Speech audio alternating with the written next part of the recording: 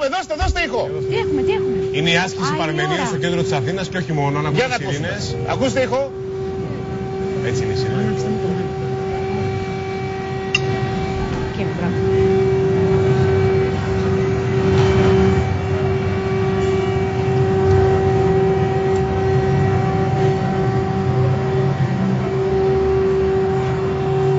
Κοιτάζουν και οι διαβάτες τι ακριβώς έχει συμβεί. Γιατί πολλοί δεν το ξέρουνε. Εγώ δεν το ήξερα. Έτσι είναι οι σιρήνες σε περίπτωση άσκησης. Δεν πειράζει. Πρόκειται για άσκηση, βέβαια, να επαναλάβουμε. Δεν υπάρχει κανένας λόγος ανησυχίας. Για να χρονομετρήσουμε, θα είναι ακριβώς σε 1 λεπτό. Θα τα περίπου σε 1 λεπτό.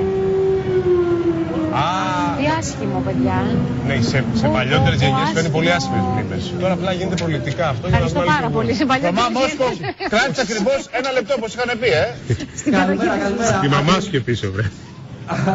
Ακριβώς 1 λεπτό λοιπόν διήρκησε η άσκηση Παρμενίων. Δεν άρχισε ο Τρίτος Παγκόσμιος Πόλεμος, ούτε η Ελλάδα δέχεται κάποια επίθεση. Αυτό το οποίο ακούσαμε είναι μέρος της διακλαδικής άσκησης Παρμενίων 2010, προκειμένου να δουν αν οι σιρήνες λειτουργούν σωστά.